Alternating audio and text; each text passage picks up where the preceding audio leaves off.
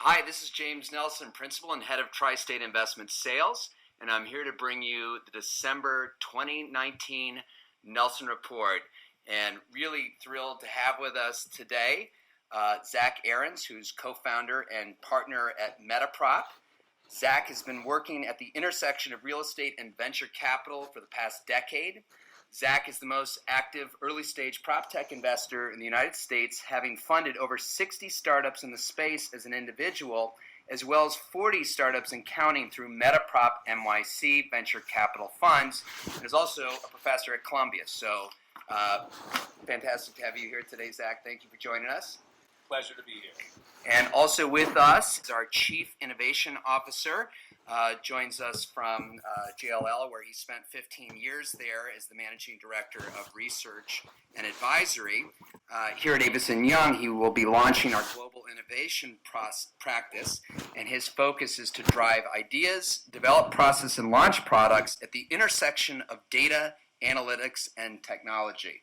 That's got a nice ring to it. So thank you, John. And you're up from DC, but I know since you've joined the firm, you've been making the rounds. So yeah, absolutely. It's a pleasure to be here. Thanks, James. Perfect. So, gentlemen, I think it's a great theme before we close out the year and we go into 2020 and beyond to talk about the intersection of technology and real estate. And for me, I've really been trying to ramp up here. And Zach, starting with your book that you literally wrote the book on this, PropTech 101, and I hear there might even be another book, or I know things are moving so fast that you might have to update it. The book is already out of date.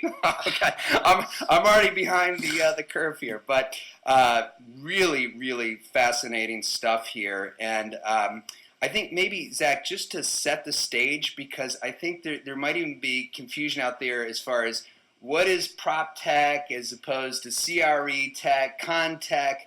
Can you talk about, first give us the definition to frame the conversation? Sure, I'd be happy to. It's unfortunately sort of a moving target, how everybody defines it, and everybody has separate definitions for it. The words that we use are prop tech, or technology for the built world, technology for the built environment. We often also use CRE tech or real estate technology. We use the term AEC technology as well to refer to architecture, engineering, and construction. This technology. Is good. Yeah, brokers love lingo, kind of buzzwords, so this is good. I like acronyms. We got a lot of buzzwords and a lot of acronyms. The important thing to understand as it relates to our investing process is that we look at every single real estate transaction, from dirt to disposition of the asset, every party involved in every part of the transaction through the entire life cycle of the asset, all the way from the boiler room up to the boardroom within the organizations. And we're trying to invest in technology that helps professionals do their job faster, better, cheaper, or looks to completely replace human professionals with artificially intelligent beings. Hopefully not real estate brokers, though. Yet. Not yet. Not yet. We still got probably a couple decades of room to run in the real estate brokerage before robots completely take over our business. So what we would look at as PropTech can be software as a service, it can be hardware, it can be robotics, it can be 3D printing, it can be technology-enabled services. Anything that is speeding up a process using some sort of technology or innovation, we would consider within our purview. And that relates to all facets of real estate. The obvious ones are the owners, developers, brokers, and managers of real estate, but that also relates to people like title insurance agents, mortgage brokers, commercial loan underwriters. Every professional in these transactions could use purpose-built technology, and we believe will ultimately use purpose-built technology to do their job better. And the traditional paradigm of pen, paper, fax, and Microsoft Office can certainly be improved upon over time. No question, no question. So, John, as Chief Innovation Officer, what does that mean to you, and is that how does PropTech play into what your plans are for Avison Young? It's a great question. I think one is you have to realize who we are as a company and who our clients are. And so, our core business, we're a service-based company that's mainly providing transaction services across most facets of our business. And we're also providing advisory services. And so, as it relates to PropTech, a lot of, I think, what really kind of evolved in the beginning was kind of focused on the boiler room and focus at kind of the construction project management standpoint. Do we have an interest in terms of making that process more efficient across the life cycle? Absolutely. But the core of what we want to focus on is a more efficient and transparent transaction universe. And so by that, what do I mean? We always say that commercial real estate in the cities we live in are highly transparent. That's very far from the truth if you think about it. And it's very far from the truth because the data that exists within any given city is highly fragmented across dozens and dozens of sources, with the majority of those sources not having a full accuracy of the quote-unquote market or the city. And so what we intend to do at Avison Young is really make our cities more transparent. And through that enhanced transparency, we help to make our people more productive and our clients more successful in their real estate outcomes.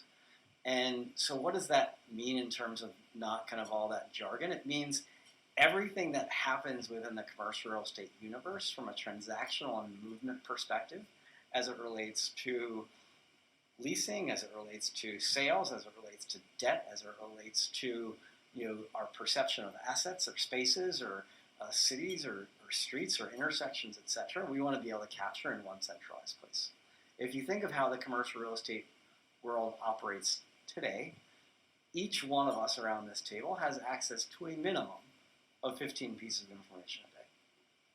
Minimum. Most of it's at 3x, 5x, etc.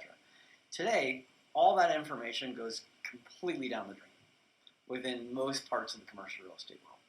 And I think we've gotten a little bit complacent, and I'd say, to be a little bit more direct, a bit lazy as it relates to third parties driving data transparency in the market.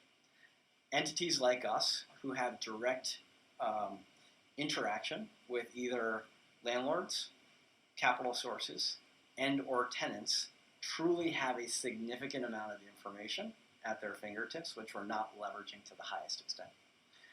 We can use that more effectively to drive strategy for our clients. We can use it more effectively to drive strategy for how we go after business, for how we execute business, for how we negotiate business. And so our first few really kind of tasks at hand here are really developing systems that are able to capture all that information in a very efficient and streamlined and forward manner. But I think very different from our peer set on the services side. Our first and foremost strategy is actually on the data side. We can build the best technology systems in the world, but they'll fail on introduction if we don't have a bulletproof data strategy. And when you think about commercial real estate historically, the data points any of us would say are data points are insignificant data points like vacancy rates, absorption rates, cap rates, etc. We need to get a lot more micro and a lot more granular down to the space and down to the asset level than talking about vacancy rates. We need to be able to capture every single transaction element that kind of transpires in a marketplace. And so it's approaching the real estate universe from a highly micro standpoint as opposed to the macro standpoint we've been accustomed to. I always say that the offering that I've been embedded in historically, and I've taken a different path over my career compared to most other people, is highly commoditized and highly unhelpful. You're talking about regurgitating macro statistics that don't matter to people. But when you're actually solving the micro around a space, around an asset, around a transaction, around a strategy, you're talking directly to the client and what they want to hear, and more importantly, how you shape their future strategy at that asset or within that space, within that portfolio. And so our focus is really, again, on technology, but it really is equally focused on data and educating our people as well as our platform around the power of that data and how it funnels into and really is the fuel for the product. But we're not going. If we don't have that data strategy, we're not going to have the fuel that drives the technology. Well said, and I know the data integrity has been first and foremost your goal, and I want to circle back on that note because I want to talk about how do you leverage that data and make it actionable. Absolutely. But Zach, again, to talk about the amount of interest that's out there, and I'm turning to page 83 of your book, and this is a must read for everyone listening. But this stat just blew my mind. It said in the spring of 2016, startup researcher Venture Scanner tracked 1,137 PropTech companies with a combined total funding of $16.99 billion. As of June 2018, the Venture Scanner was tracking 1,659 PropTech companies representing $55 billion in total funding. That is a 220% increase in 2 years. How do you explain that? It's staggering. So we just ran the numbers, and different people have different taxonomy as it relates to capital invested in PropTech and what they classify as PropTech and what they don't. Based on our standards, we just ran the numbers for Q2 of 2019, or 2019 through Q2. There's been almost $5 billion in venture capital invested in the space. That's on pace to 2x the number of dollars invested in 2018 if we keep up with this pace. And currently, if you look at, for example, CRE Tech keeps a pretty active database, as do we, of all the PropTech companies globally. We're now tracking over 8,000 PropTech companies globally. So the industry has just exploded. I think there are a handful of reasons why. I think, one, people in the traditional venture capital community, what we refer to as the Sandhill Road ecosystem, they have woken up and noticed that they work in buildings, they live in buildings, real estate is big and not going anywhere. And as they've started poking around the industry, they've found that a lot of it is still transacted on pen, paper, and fax, and they try to track trends. So they're looking at PropTech as the next fintech, and they look at the explosion of fintech over the past decade, and they look at PropTech as trailing that. So the traditional venture ecosystem has become very interested in this $30 trillion asset class globally. Then you also have the phenomenon of cap rate compression, of low interest rates, and hence the capital flowing into the traditional real estate community is abundant, and real estate investors continue to look further and further afield for opportunities. Now, that can mean opportunities in tangential asset classes like medical office, like manufactured housing, like mobile home parks, like senior housing. That can also mean tangential asset classes like venture capital as an asset class and dabbling into that. I think the reality is people understand that when you intelligently implement these strategies, per what John was saying, you can't just randomly buy a bunch of software and think you're going to get value out of it. You have to have a thoughtful strategy around it. But when you are deploying technology to solve real pain points in your organization, you can significantly increase your productivity and your efficiency.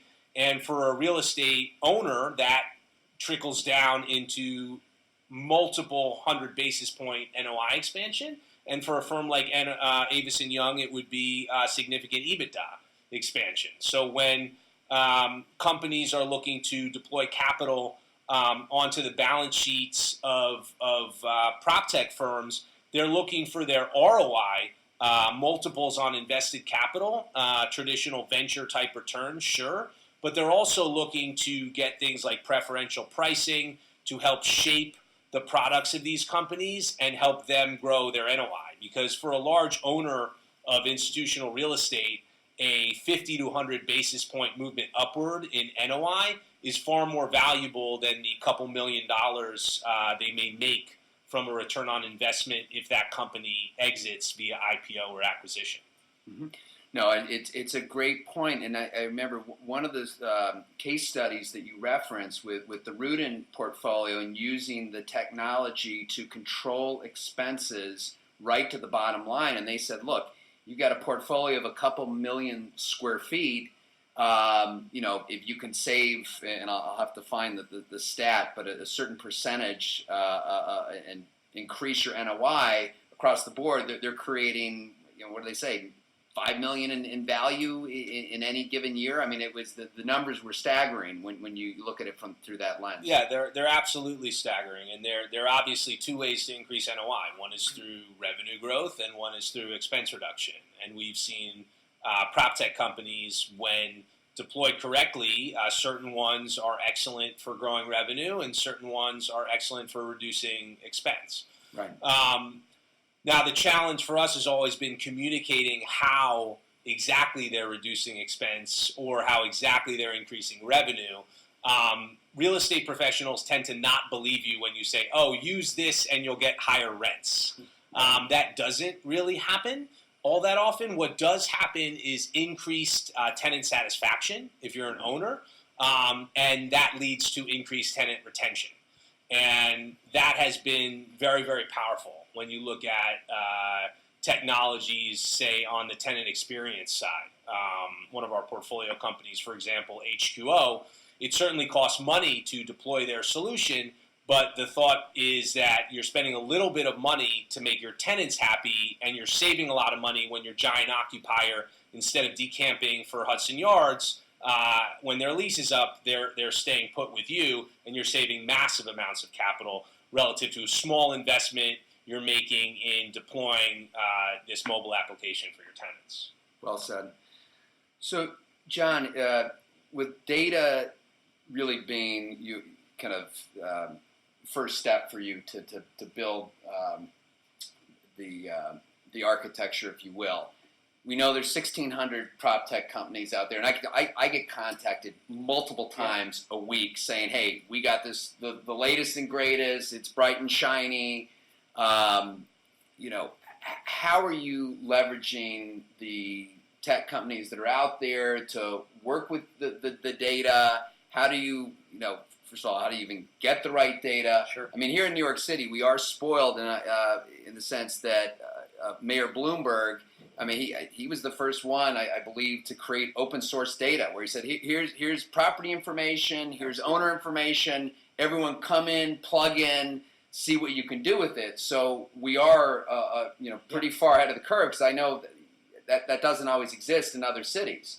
Yeah. I also think, well, okay, so do all of our other competitors have, that information as well. But the question then is, how do you make this data actionable? How do you, whether it's predictive analytics, who's going to buy, who's going to sell, how do you, what are the companies out there that you can work with to really optimize the data and make it actionable? It's a great question. One, I think, before we kind of get into that, I think there's a lot of lack of knowledge in our industry within particularly kind of real estate leadership and real estate transactional professionals that will throw things out like AI and even analytics, not recognizing that you have to have your own data in order to kind of leverage those tools.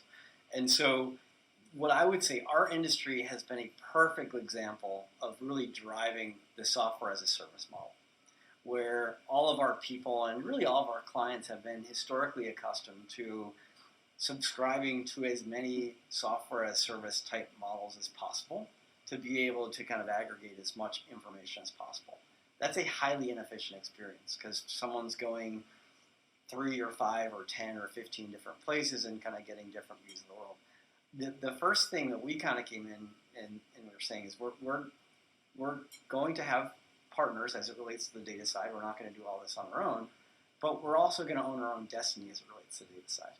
And what a lot of the organizations have not kind of figured out is that, one, you can have the software as a service, as a model, but use the API route to kind of bring that into a centralized internal-based system where you kind of control your own destiny as it relates to a data perspective. Because if we can get third-party data and open source data and our own kind of proprietary data all sitting in one place, in addition to kind of real estate adjacent data that's not necessarily real estate transaction related, but something with infrastructure, power, amenities, transit, demographics, etc. If we can kind of have all those in the same place or in the same places where they're kind of communicating back and forth with each other, then we can truly leverage the power of analytics, the power of AI, and the power of taking that data into actionable insight. Because the reality is, for a tenant in any given city, in Manhattan or San Francisco or Chicago or Washington or London or Berlin, the reality is it's not about the real estate for any corporate tenant. It's all about talent, talent, talent, and talent. I was part of the HQ2 team before I left JLL in terms of advising Amazon in terms of its process, in terms of its second headquarters. And the reality is there, it was all a talent team. Real estate didn't get involved until the last month, the last couple months, in a 24-month time frame. But we needed to be deep and thoughtful experts around everything related to talent and the micro segmentations of talent, attraction, retention, and diversity for that organization across handfuls of cities. And then once we got comfortable in terms of those talent dynamics, then it got to the real estate. And we had to kind of make sure the real estate nuanced with that.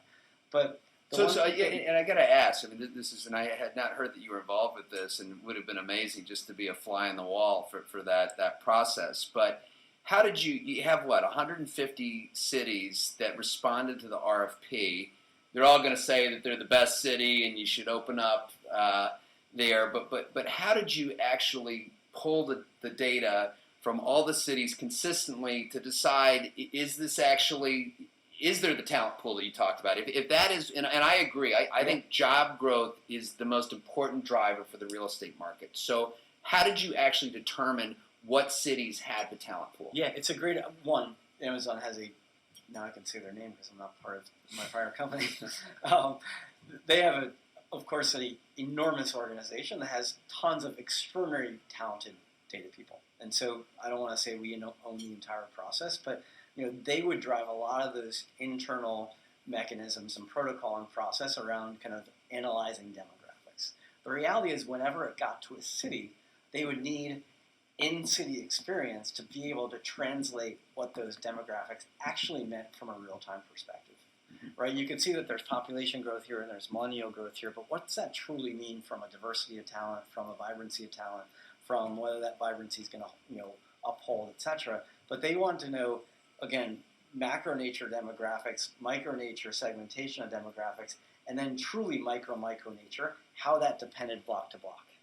And so that's where we kind of came in, is we helped them really translate in certain cities what the impact of that kind of talent demographic-esque type data was into city building blocks. And so I think that's again, what you said before, the actionable intelligence, the actionable insight. We all have access to tons of data as it relates to any given city, any given kind of real estate transaction event. The reality is we need the people who are going to be strategists in communicating which data is the relevant data, or bots, by the way, to be able to communicate which data is the relevant data for that exact bespoke event.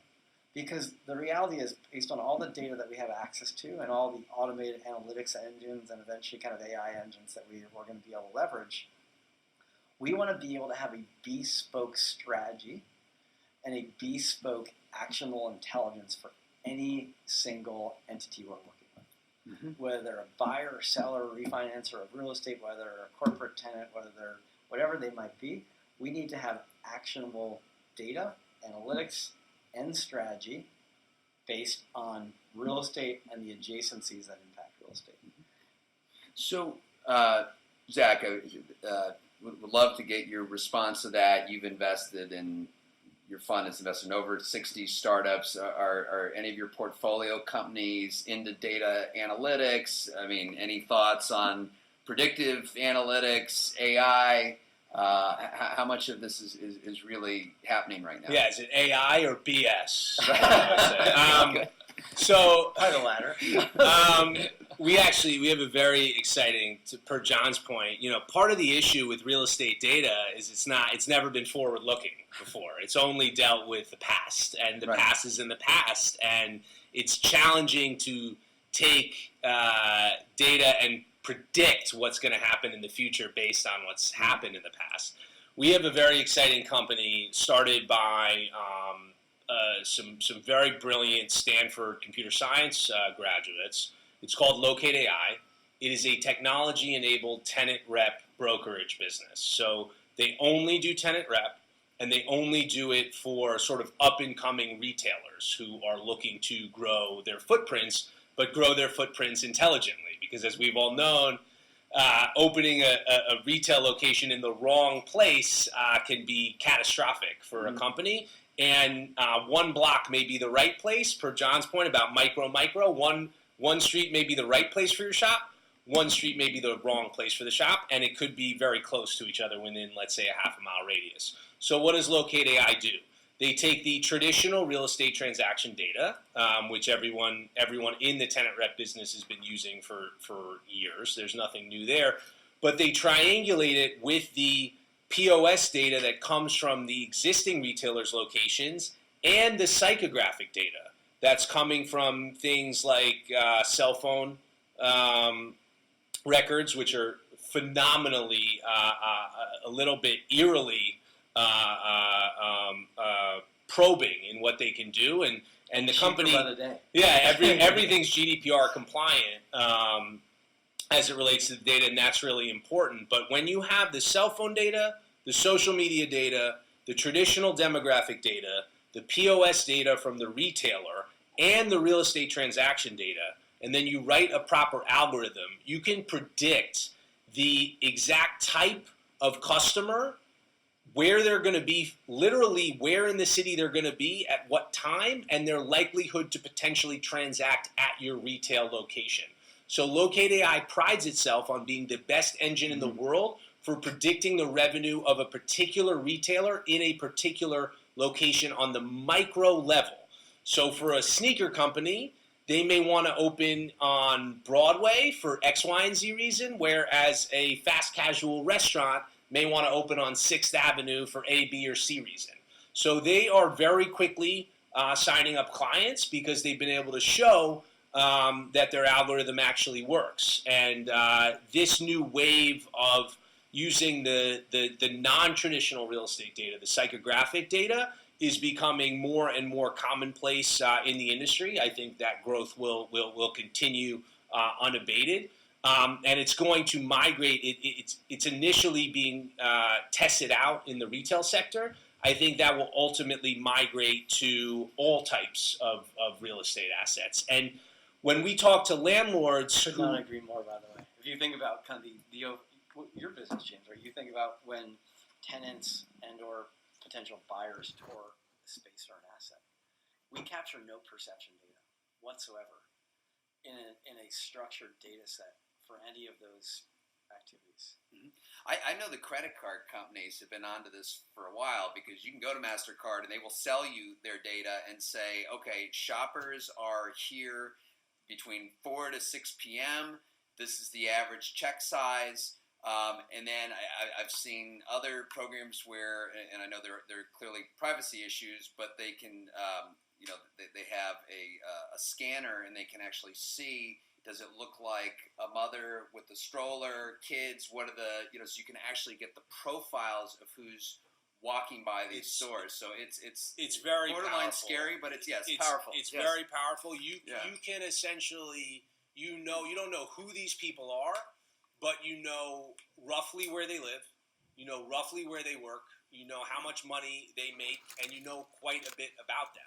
And if you're a client of Avison Young, a large institutional real estate owner, as more and more real estate owners become diversified as it relates to wanting to own different assets and wanting to perceive themselves as a brand that crosses assets, they say, I want the same captive customer, right? We don't call them tenants anymore. We call them customers in our new paradigm. I want the captive customer. I want them living in my multifamily asset. I want them working in my office asset. I want them shopping in my shopping mall.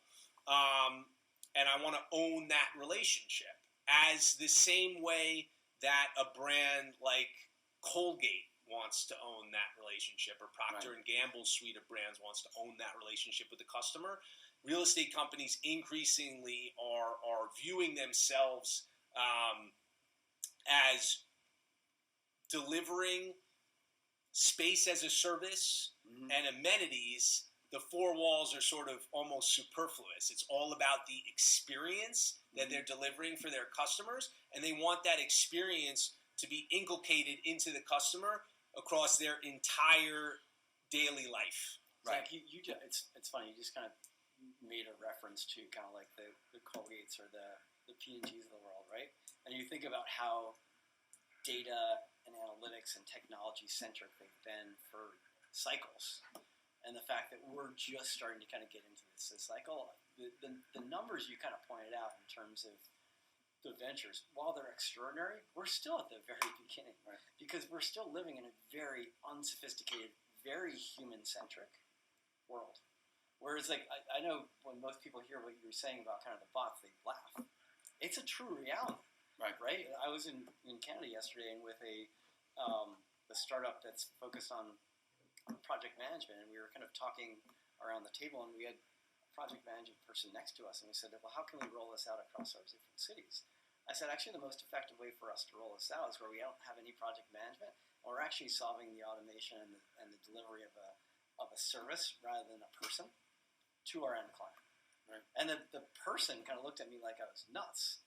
And, the client... Like they probably would have looked at you 5 years ago if you said there was going to be driverless cars, and here we are. Exactly right. We don't need, in the future, people. We need kind of systems, and we need, sometimes strategists to kind of guide us there. But we're always not going to need, quote-unquote, that project manager. Now, I'm not saying there's level of value. There's a lot of value there still. But where we've automated things has mainly started, to your exact point, at the boiler room. There's so much more opportunity to kind of automate all different facets of kind of what we do, and we're still at the very beginning of that. Would you agree? Absolutely. What I tell people often ask me, what inning are we in the PropTech game? And I tell people, I'm tailgating outside the stadium. I haven't even gotten into the game yet. Yes. And I really believe that. And I plan to, hopefully, I plan to have many more decades in the PropTech business, because we got a lot more room to run. There are still, I'm not gonna name names and shame anybody, but there are still large-scale institutional landlords with apartment counts in the many thousands typing up every single lease on typewriters. And there's a lot of corporate and institutional investors who actually can't even tell you the size of their portfolio or the composition of it. Yeah, that basic. The impetus for when Blackstone made the investment in VTS, which was now about 6-7 years ago, sort of at the beginning of this cycle of PropTech, John Gray asked a very simple question to his lieutenants. He said, where can I go online and look at everything we own? And they said, nowhere. And he said, well, I want to fix that. Right. And that became a long-standing, long-term engagement with VTS, which led to actually them coming off balance sheet and investing in the company. So again, we're still early days with much of this stuff. That doesn't mean that a lot of winners haven't already been crowned. For example, there are certain categories, commercial leasing management. It would be, in my opinion, suicidal to try and go up against VTS right now. It's a very well-run company. It's a very well-capitalized company. They have a really strong market share and a really great product. So that doesn't mean every subsector isn't semi-mature. It just means that we barely scratch the surface of what subsectors within real estate can be disrupted or enabled through technology. And that to your question earlier, James, I think the VTS is the perfect example of kind of well-run, well-focused, great objective of what they hope to achieve. In any given sort of environment, you're going to also have the opposite of that. And I think to your question around before is, there's all these different providers out there. There's a lot of different companies out there, not to name names, that just don't have a business focus or a business outcome focus, which at any point in the next few years are going to be recycled out. And There's a lot of the VTS examples, which are great examples. There's just as many on the kind of the infancy side that I think have a lack of strategic insight into either the industry or what outcomes need to be achieved within that industry, which also can be kind of recycled out too. So I think it's really imperative that, as you're kind of looking for either software as a service or kind of other initiatives, that you truly kind of explore, one, the leadership of that company, what the overall objective is, and how that partnership's going to be over time. Well, this is a great way to end. And gentlemen, really appreciate you taking the time. And I had to laugh because I was thinking, maybe if we do this in a couple of years, we could just have AI do this conversation for us. I interviewed Ofer Yardeni, and he was telling me that they do they have online bookings where you can email in to who you would think would be a live person, Sophia, who responds at any point in time, and she's so good at answering questions about the building and scheduling that they've even had people try to email and ask her out on a date. So it's funny. I was at an RPA event in the Valley a couple of weeks ago, and the thing I kind of took from it was, one, RPA is, it essentially kind of replaces part of offshoring, but also the 20 to 30% of what people don't want to do. And so the outcome that I kind of took from it is they said in the future, everyone should have their own bot, right, from a professional standpoint. It's really, how are we leveraging you so you don't have to focus on the last 20 to 30% of what you don't want to focus on? That can be automated. And by the way, not just automated, but more perfected. Yeah. Because the bot's going to be more consistent and more valuable over time, no disrespect to humans, than humans. Yeah, agree with you. And per your point a minute ago, too often naive, inexperienced PropTech entrepreneurs want to focus on artificial intelligence as it relates to underwriting a deal, which is the most complex human part of the deal, when in fact they should be focused on the other 90% of the tasks that the humans need to do that a robot can do. Let the humans focus on the challenging stuff, which is the actual underwriting and the valuation. I think part of the issue leads to the valuation. Exactly, it's flipped because it's seductive and sexy to say we have an AI that can underwrite a deal, that can value a property, whatever it is. It's not as sexy to say we have a AI that can package a loan and then ship it off to someone who underwrites it much faster. So I think at Metaprop, one of the things we're looking for when we want to make an investment is companies, entrepreneurs that actually understand the industry, understand what is possible now with technology, and understand what still requires that human touch. And so typically when we get the pitch, which we do every week, we look at 45 new deals a week. Wow. When we get pitched on artificially intelligent underwriting bot, that is almost always an immediate So curious pass. on that 45, just estimate. Would you say you're interested in 10% of those that you want to find out more information of, follow up, underwrite? In terms of the universe that you're exposed to, which you're exposed to a ton. Yeah, we probably have legitimate conversations out of that 45 with 8 companies per week, I would say. And then we end up, our cadence right now, we do about a deal and a half a month. Wow. Well, this is an incredibly exciting space. And gentlemen, I want to thank you again for joining on the show Thank you. now Thank you. and to be continued. Thank you again.